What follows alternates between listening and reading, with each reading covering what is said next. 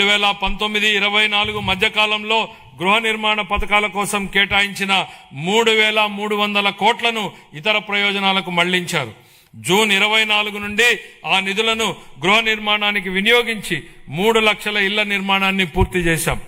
సుమారు 6 లక్షల లబ్ధిదారులపై ఆర్థిక భారం తగ్గించేందుకు ఎస్సీ, బీసీ వర్గాలకు అదనంగా 50,000, ఎస్టీలకు 75,000, పీవీటీజీలకు ₹1,00,000 ఆర్థిక సహాయం అందిస్తున్నాం.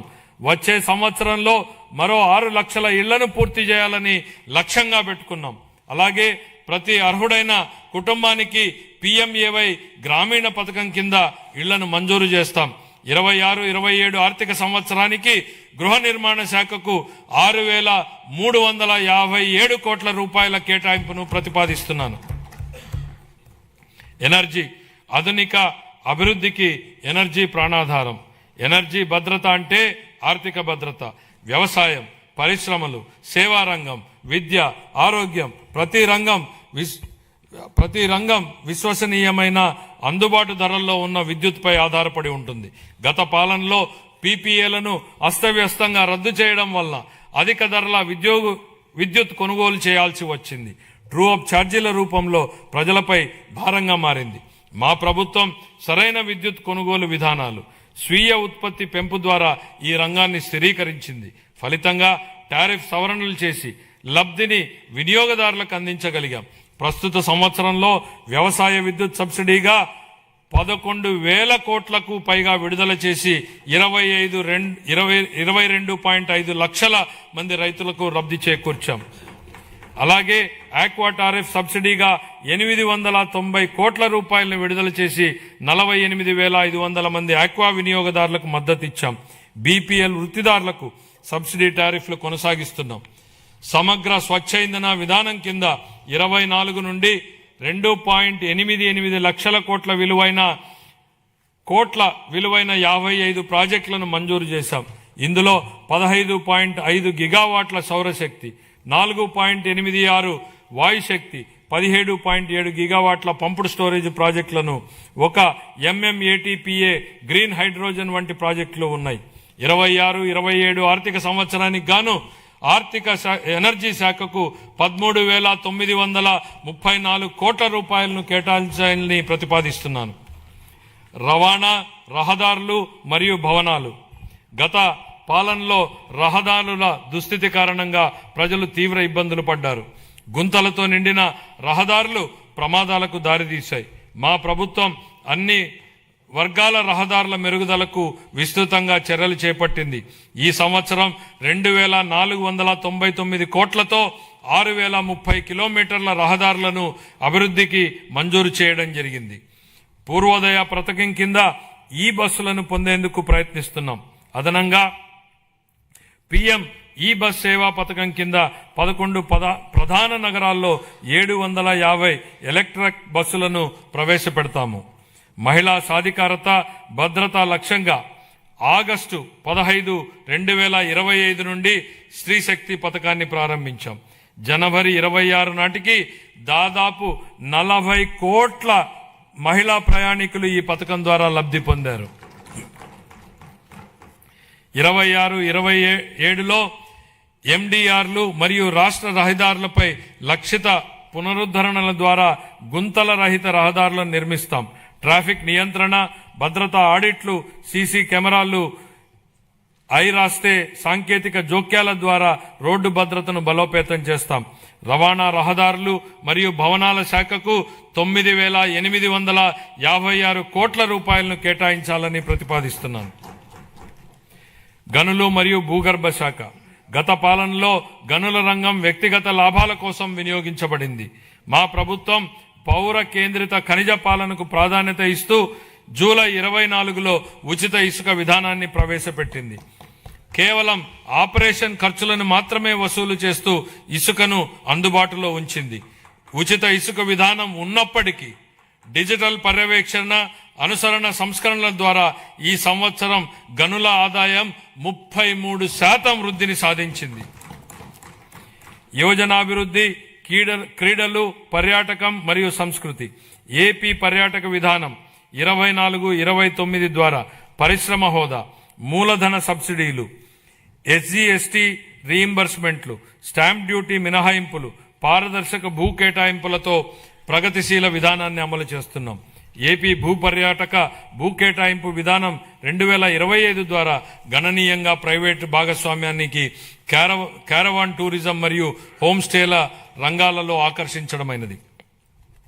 117 MOUల ద్వారా 20,088 కోట్ల పెట్టుబడులను ఆకర్షించి 122,637 ఉద్యోగ అవకాశాలు సృష్టించాం. 6,681 కోట్ల విలువైన ప్రాజెక్టులు అమల్లో ఉన్నాయి. రాష్ట్ర విభజన తర్వాత గరిష్టంగా 428 కోట్ల రూపాయల కేంద్ర పర్యాటక గ్రాంట్ లభించింది.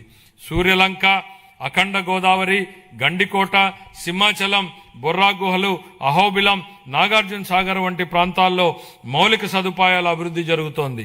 రాష్ట్రం 7 ప్రధాన కేంద్రాలు మరియు 25 పైగా థీమాటిక్ సర్క్యూట్లతో కూడిన బహుముఖ పర్యాటక గ్రిడ్ను అభివృద్ధి చేసింది.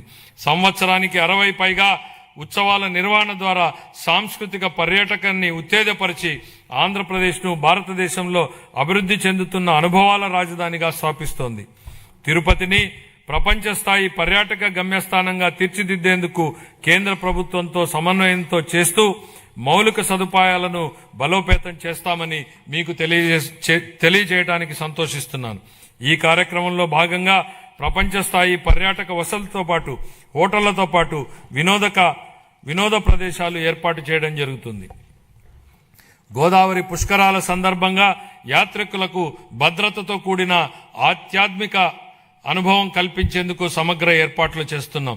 దీనికి ప్రారంభంగా 60 కోట్లను కేటాయించాలని ప్రతిపాదిస్తున్నాం.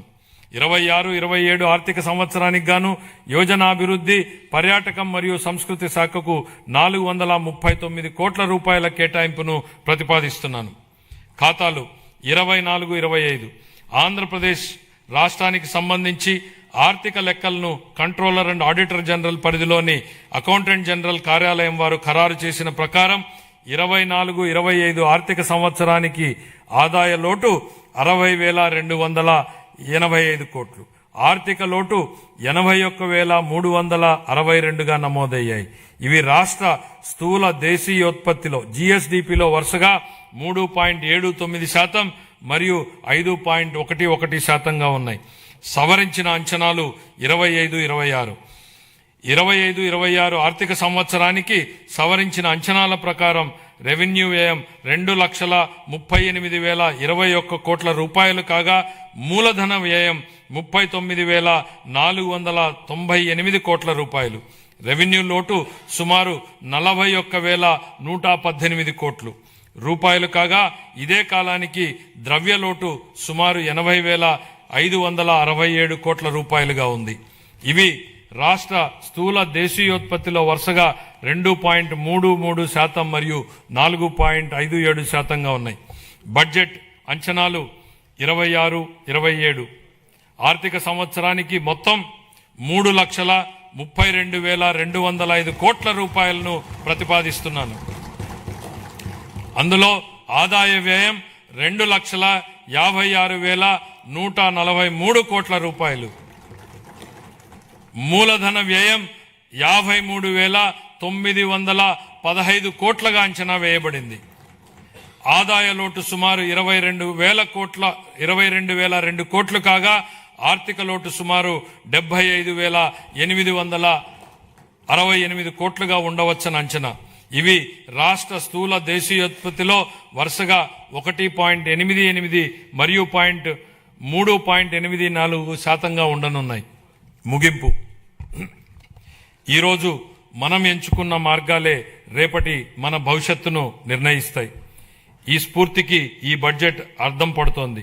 ఇది కేవలం మన రాష్ట్రాన్ని రేపటి కోసం సిద్ధం చేసేందుకు ఉద్దేశించింది మాత్రమే కాదు, భవిష్యత్ తరానికి మేలు బాటలు పరిచే బడ్జెట్.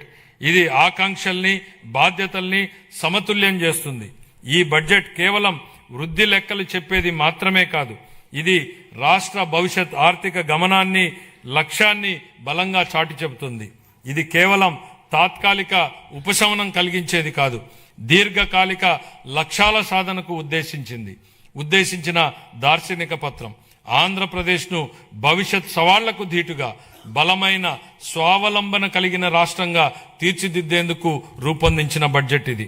రాష్ట్రం ఇకపై సాగించబోయే ప్రయాణానికి క్రమశిక్షణ, సాహసోపేత నిర్ణయాలు, సమిష్టి కృషి అవసరం. లక్ష్య సాధనలో ఖచ్చితంగా విజయం సాధిస్తామన్న భరోసాతో ఉన్నాం.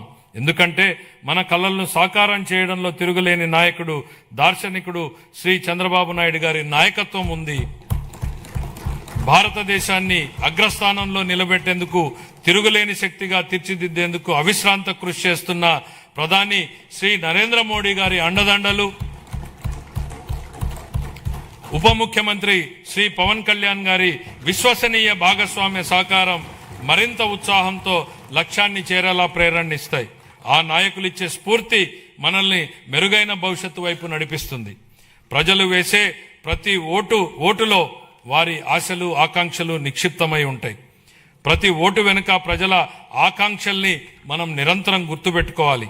వాటిని సాకారం చేసేందుకు ప్రతిరోజు, ప్రతి క్షణం మనం కృషి చేయాలి. పరిపాలన అంటే అధికారం చెలాయించడం కాదు, ప్రజలకు సేవ చేయడం. ఈ బడ్జెట్ను మనం దీని పరిణామాన్ని బట్టి కాకుండా ఎంత నిబద్ధతతో దీన్ని అమలు చేశామన్న దాన్ని బట్టి చూడాలి. దీనిలో చేసిన ప్రకటనల్ని బట్టి కాకుండా అవి ప్రజల జీవితాలపై ఎలాంటి ప్రభావాన్ని చూపాయన్న దాన్ని బట్టి గుర్తుపెట్టుకోవాలి.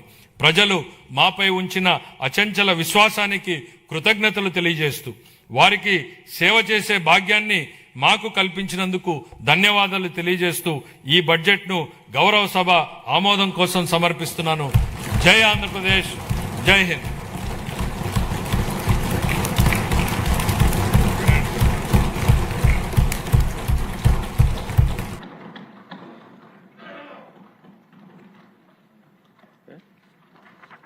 గౌరవనీయులు వ్యవసాయ శాఖ మంత్రి గారు వ్యవసాయ శాఖ బడ్జెట్ ప్రవేశపెడతారు.